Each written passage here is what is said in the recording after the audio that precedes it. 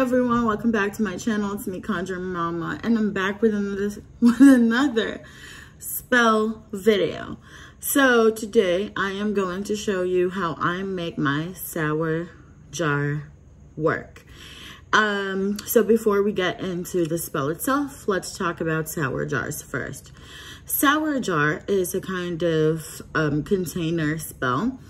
It's a hoodoo work. And for those of you who do not know, hoodoo is folk magic. It's African American folk magic.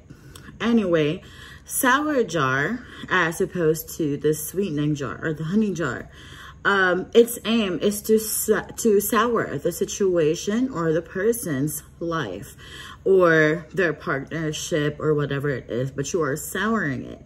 So it's basically a hex.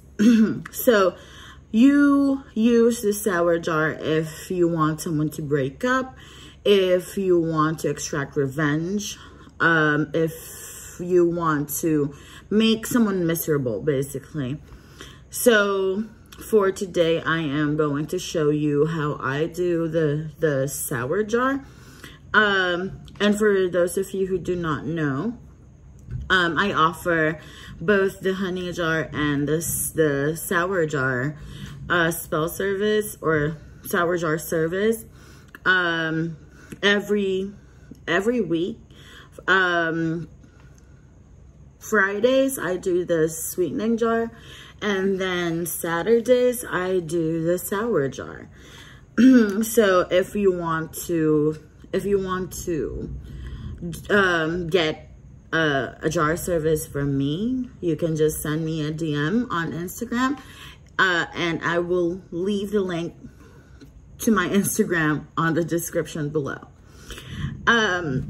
So for this service, or for this spell, since it's a hex, first thing that you have to figure out is if it's justified.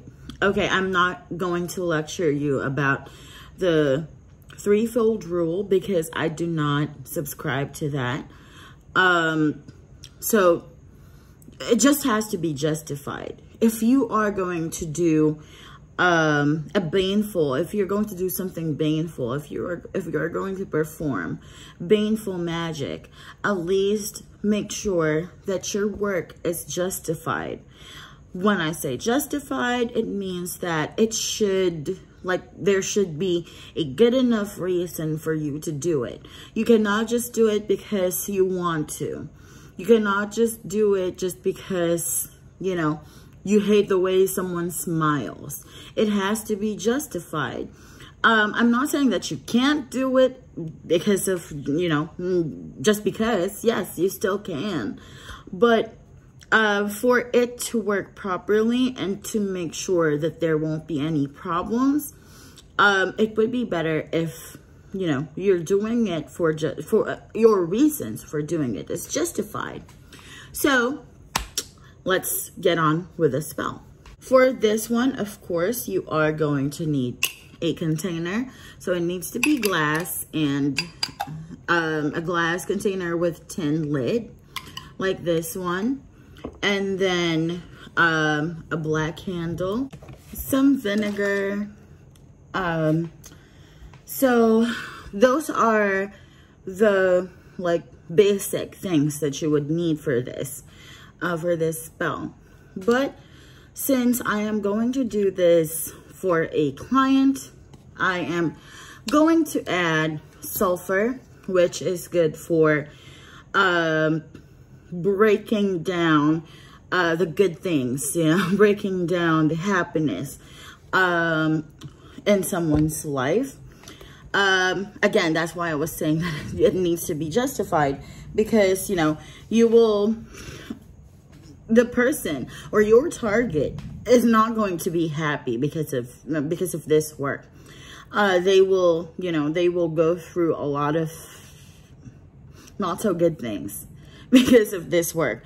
So that's why it has to be justified, not just because you feel like doing it. So next I'm going to use asafoetida or devil's dung. So this one is really good for banishing. So that's why I'm using that. Mandrake, which is really good for hexing. Although be very cautious when using mandrake because it is poisonous. And then I will also add the fuckery oil, which I make, and I sell it on my shop. So the main purpose of this oil is to fuck someone's life up. Basically, that's why the name is fuckery. And then the hot foot oil, because we want this person to leave my client alone. We want them to go away. Yeah, we want them to go away. We don't want them hanging around. So we are going to put hot oil or hot foot oil in this jar. A lot of people put poop inside their sour jar, and that's fine as well. You can use animal poop. I would, like, my suggestion is use animal poop for this if you are going to use it, and do not use your own excretions because it will tie you down to that person. So your energy will be inside that jar as well. So it would be better if it's not. You can also put nails if you want to pin them down to the situation that they are in. You can also use pins, but pins, if your purpose of doing the honey jar is to break someone up, if you are going to use pins, it might pin them together, or the purpose of a pin is to pin someone together to something. So you might pin those two things together. So if you're trying to break them up, do not use pins. You can use vinegars because vinegar is dissolving. So this will dissolve their relationship. You can also use ants because ants eat away happiness. Or you can use broken glass for it to be cutting so that there will be a lot of wounds. This person will have a lot of wounds, basically. I will also add chili, so chili peppers, to heaten up this person's life so that this person will really, really feel how fucked up he is. So his life is going to be really, really, really hot. So that's what the peppers are for. Of course, since this is a baneful work, I am going to use Florida water. So Florida water, I make this this cologne, and it is available on my shop if you want to check that out. If you want to check this out, if you want to see it, I will leave again the link to my shop on the description below. So let's get on with this work. So I'm going to use this Florida water before and after the work to make sure that I will be cleansed, because this is baneful, so I want to make sure that I am cleansed. So I'm going to use it before I start, and then it smells so good, but I'm going to use it again after because we want to be cleansed. So let's get to it. The first thing that you have to do is write the name and the birthday of the person on this piece of paper. I already have a piece of paper. It doesn't have to be big. And it would be better if you are going to tear up the sides of the paper. So write down the full name and the birthday of the person. Since the target is only one, I'm only doing this for one single person. I only have to write one name and their birthday. But if you are doing this to break up a couple, for example, you have to write the first person's name here. So for example, John Doe, January 1st, 1990. And then turn the paper upside down, and on like the name that you have written first will be here. So above that, write the name of the other target. So for example, Jane Doe, January 2nd, 1991. So after that, you are going to fold the paper moving towards you. Moving away from you.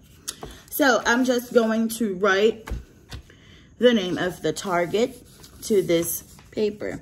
While I'm doing so, I am going to think about how fucked up they are and how much they deserve this shit and how much they have wrecked the lives of other people. Okay, so since the name is already here, I'm not going to show it to you anymore, but I am going to fold it moving away from me because we want this person out of the life of my client. So we're going to fold it and then turn it counterclockwise and then fold it again, and then turn it counterclockwise again and then fold it again. And then another time, do it again. So once it's done, we hold it between our hands, and then you have to think about how much you want this person out of your life or out of your client's life. Okay, so after you're done with that, you have to put it inside the jar, and then you put all the other ingredients that you have to put here. I'm going to start with the asafoetida. If you are going to use asafoetida, I feel like I should warn you. It smells really, like it has a very strong smell. So you have to be careful. So put a bit of asafoetida here. And while you're putting your ingredients, you have to pray over it after. So put your hand over the jar and then tell the asafoetida what you want it to do. So put your hand here and then tell it what you want it to do exactly to banish this person from your, your client's life or your life. Okay, so the next one is sulfur. So again, this has a very, very strong scent. So if you are sensitive to sulfur or asafoetida, I would strongly suggest not using it. So you can just stick to vinegar if you want. So I'm just gonna put a couple of scoops on this jar, there.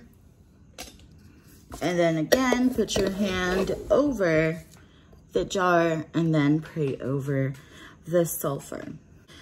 Next is the mandrake. I'm going to get the mandrake because this is very good for hexing. Okay, so this is very good for hexing. So I'm just gonna get, not much. Going to put 3 pieces of the twigs onto this jar so it's inside, then pray over it again. So after that, I'm just going to drop the chili inside because we want this to light a fire on my target's ass. So the chilies are already there, and then I am going to put, I'm just going to shake it first. I'm going to put this fuckery oil into the jar. I don't have to put a lot of it here because I am going to fill it up with the vinegar. So I put a little bit of fuckery oil here. And then I am, oh, I'm gonna shake it again, the other one. And then the hot foot oil. I'm going to put the hot foot oil here too. Again, I don't have to put a lot of it, just a little bit. And then I am going to put some vinegar. This is the last item. So just pour it up. While pouring it up, think about what it's going to do. What it's supposed to do to the life of the person that you have put inside. And then again, put your hand over the jar and pray. Once you're done, place the cover back on top, or place the lid on top. You are going to stick the candle on top of the jar. And then you light it up. So I used fairly big candle for this, even though my jar is a little small, and it's because I ran out of, you know, smaller candles for this. And yeah, so the problem with this candle is the wick is a little small, but I just have to encourage the flame a little bit. There you go. So while it's lit, while the flame is high, I will pray over this jar and the candle. I will tell the universe and whoever you want to tell it. You can just tell it what you want to happen. And that's it. Okay, that's it. So after that, I am going to just use this Florida water. I'm going to use the Florida water for cleansing, to cleanse me of the negative energy. So, oh, one thing that I forgot to mention, but I did earlier. After closing the jar up, you can shake it. So you can shake the jar, and then after you're done shaking it, you can stick the candle on top of the lid and then light it up. So for disposal, I would suggest keeping it with you for 3 days to maximum of a week. And every time you feel like it, every time you want to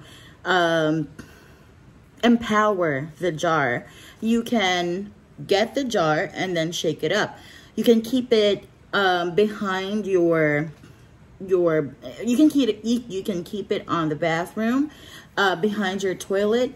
So just keep it there, and then every time you feel the need to energize this spell, just get the jar and then shake it up. Shake it as hard as you can, and think about how much you hate this person, how much you hate the relationship or whatever.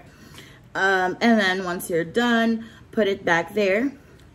Keep it with you for 3 days to 7 days, or 9 days rather. Keep it with you for 3 days to 9 days. And then after that, you have to dispose it. You have to dispose this jar spell. Otherwise, you are going to be keeping negative energy inside your house. So for disposal, it would be best if you can throw it in a body of water. So you can go to the beach or river. The river is actually really good because the water is flowing. Or if you do not have any access to any body of water, you can just go to somewhere really far from your property, and then leave it there, or bury it there rather. So bury it somewhere far from your property.